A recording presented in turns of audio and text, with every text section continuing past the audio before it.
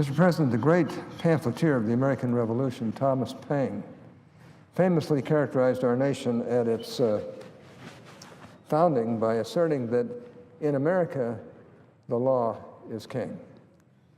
This sentiment has undergirded centuries of our nation's political culture. The rule of law is what protects us from arbitrary government action.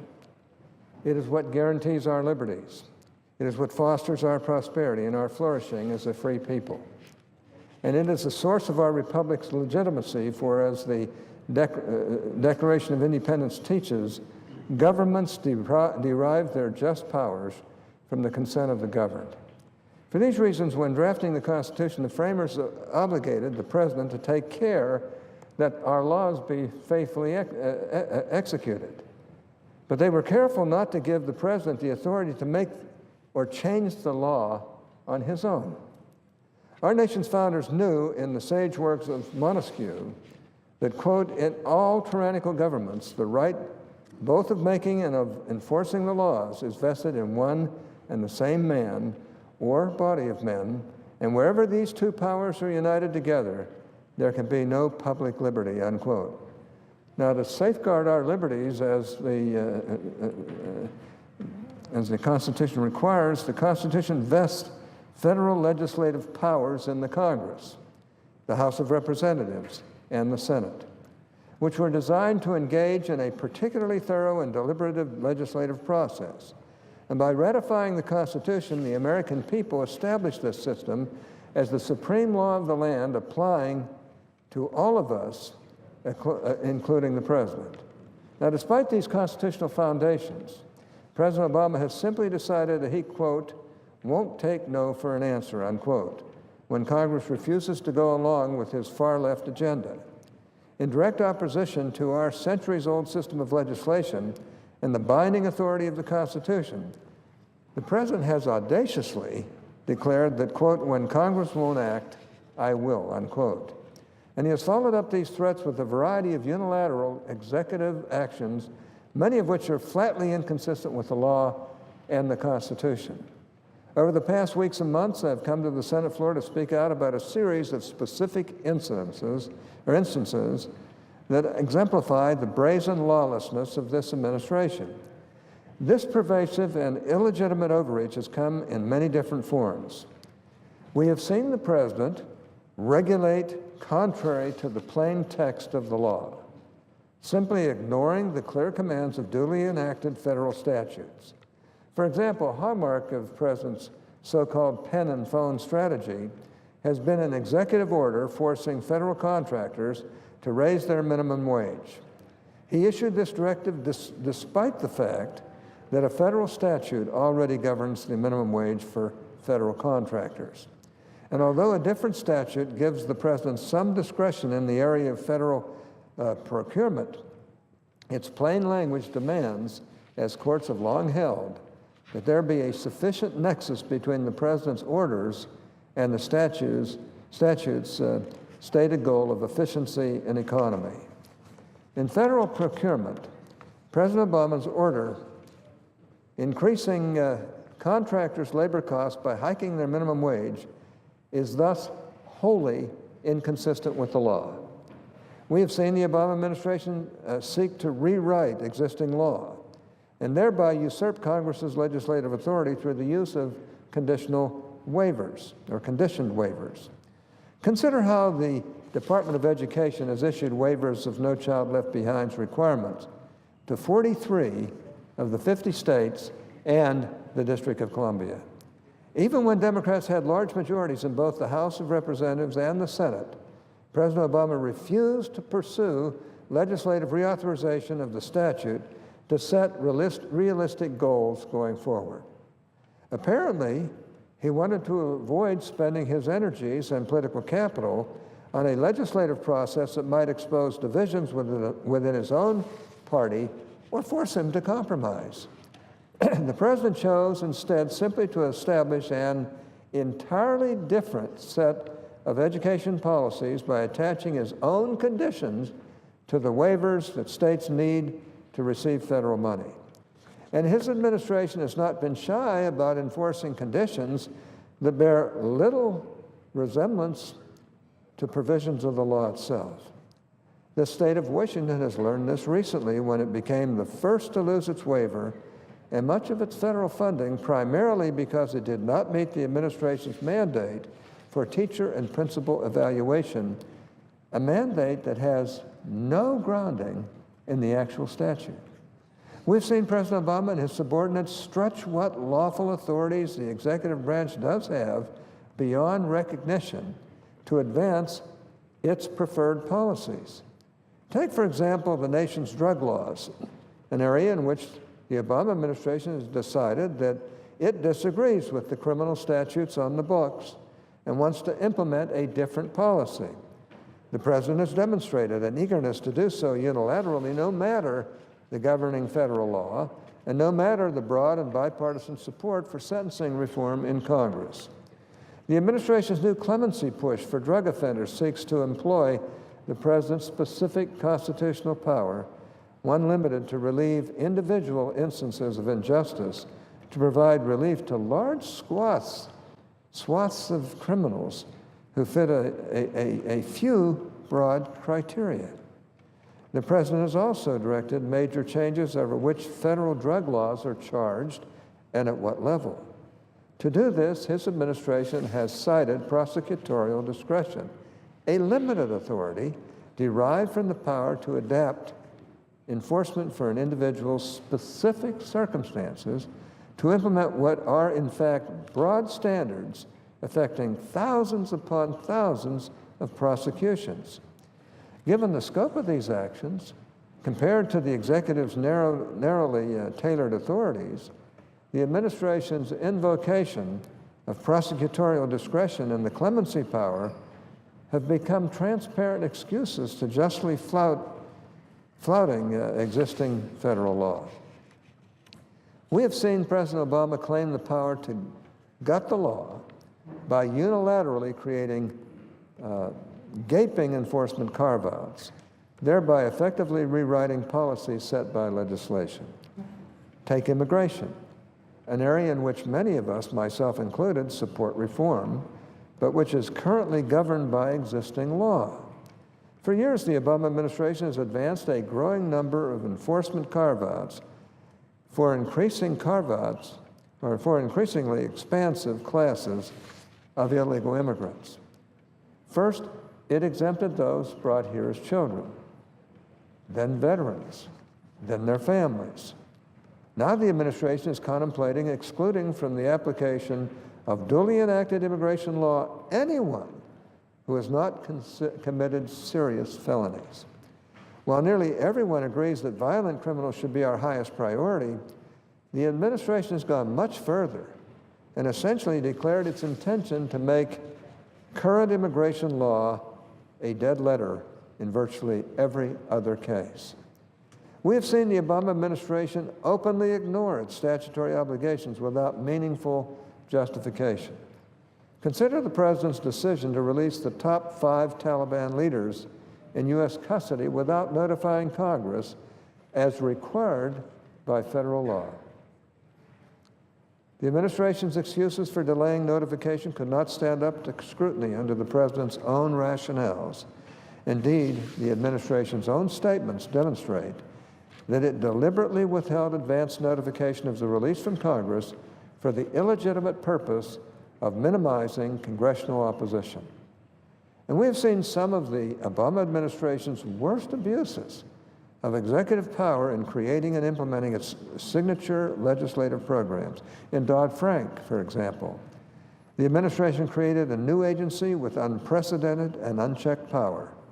No meaningful administrative controls on its power, no congressional control over its budget, and no effective judicial review of its far-reaching decisions. And of course, Mr. President, any discussion of executive overreach by this administration must include Obamacare.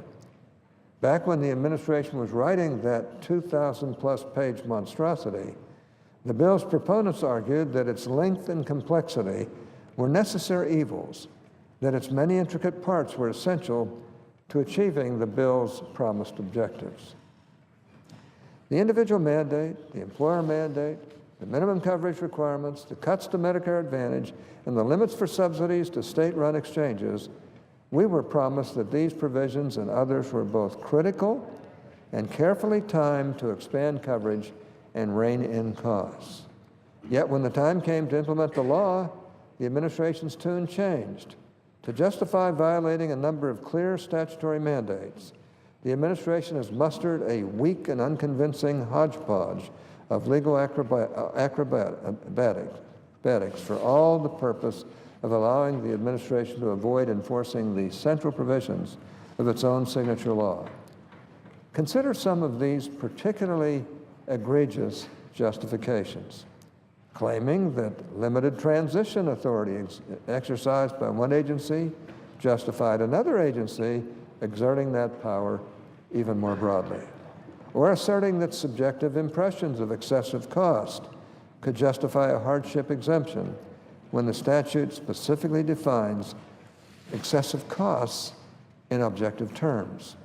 Or defying explicit, carefully timed deadlines written into the law by Congress, the timing of which is supposed to anchor the whole statutory scheme. Or abusing a small pilot program to mitigate the law's massive cuts to Medicare Advantage. Or simply ignoring a critical provision limiting how billions of dollars in tax subsidies are to be spent. Mr. President, these are only a few examples of this administration's lawlessness in implementing Obamacare. I could continue on about the significant legal concerns surrounding this administration's abusive handling of high-risk pools, its dubious actions involving the Small Business Exchange, its sweetheart deals granting unauthorized exemptions for labor unions, and many other similarly problematic actions. But the point is clear. Time and again, the Obama administration has flouted its constitutional responsibilities, exceeded its legitimate authority, ignored duly enacted law, and sought to escape any accountability for its unilateralism. Mr. President, today I have simply scratched the surface of the Obama administration's legally dubious actions. I could also discuss the way the administration is manipulating the Endangered Species Act to assert control over private property or the EPA's many abuses. Its existing source rule, its cross-state air pollution rule, its Waters of the United States rule, and its CAFE standards. Or I could catalog the illegal actions of the President's appointees to the National Labor Relations Board, the Nuclear Regulatory Commission, or the Federal Communications Commission. In each of these areas, the Obama administration's executive overreach simply cannot stand, and it won't. The President is rightly facing increased scrutiny and criticism in a range of areas for his illegitimate approach. Over the past 2 weeks, the Supreme Court strongly rebuked the President's lawlessness in 3 key cases. The Utility Air Regulatory Group versus EPA case involves one of the most controversial issues debated today, regulating carbon dioxide emissions in an effort to stop global warming. Americans and their elected representatives have been seriously debating whether and how to pursue that end, just as we should when weighty matters of national policy are considered. Congress has considered various pieces of legislation over the years to grant federal authority to regulate carbon dioxide emissions, most notably President Obama's 2009 cap-and-trade bill. Each time we have considered such legislation, a majority of us have made the careful choice that the purported benefits are not worth the undeniably massive costs. Hundreds of thousands of jobs destroyed, and gas and electricity prices sent soaring. President Obama, though, told us again that he, quote, won't take no for an answer, unquote, or in other words, that he refuses to accept that the Constitution delegates to the people's representatives in Congress, and not to him alone, the power to make or change the law. Defying Congress and the law, he claimed authority under the Clean Air Act to regulate carbon emissions from power plants. But the Clean Air Act plainly does not provide him that authority.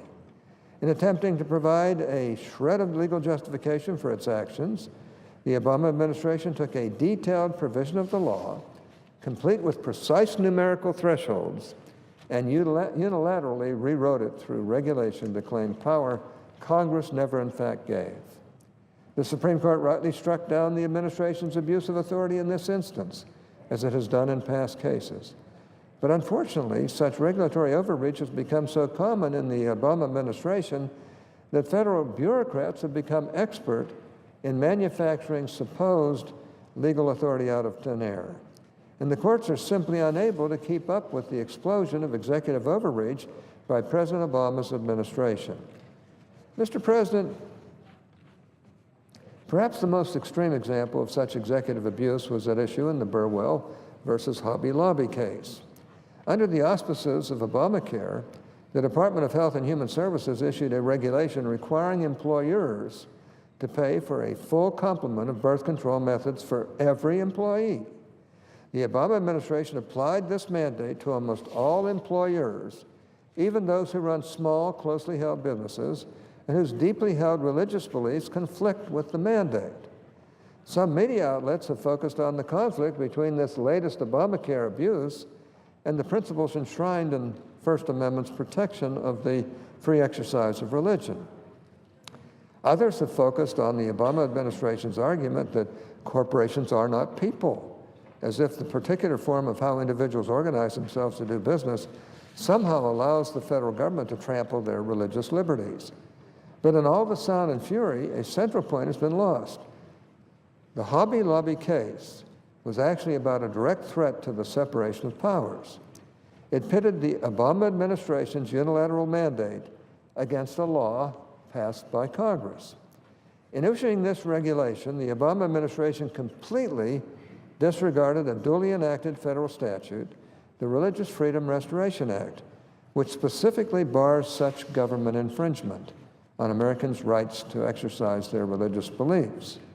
The Obamacare contraception mandate flies in the face of the law's requirement that the government not substantially burden the exercise of religion unless it is the least restrictive means of furthering a compelling government purpose.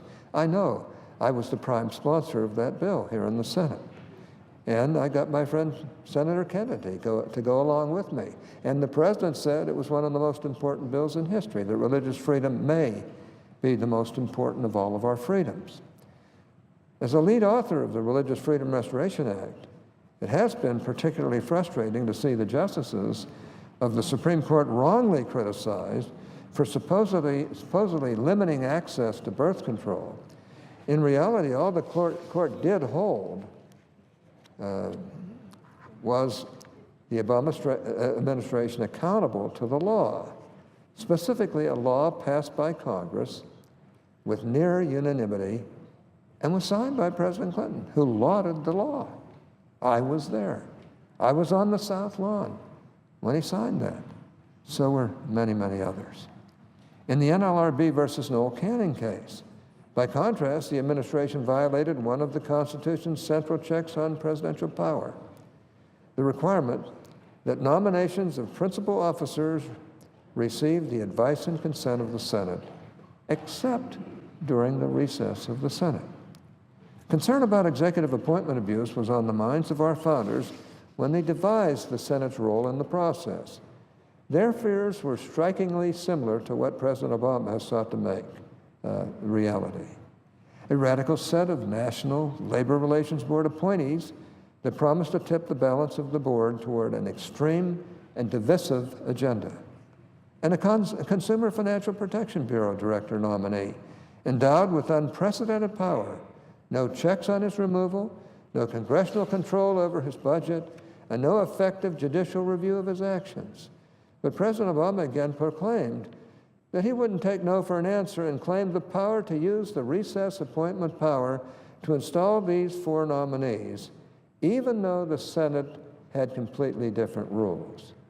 But even the Department of Justice admitted that a 3-day adjournment was too short to give the president lawful authority to bypass the Senate. Instead, the president audaciously claimed the power to decide that, in his opinion, our so-called pro forma sessions during this period didn't really count as sessions of the Senate, even though they all had always counted.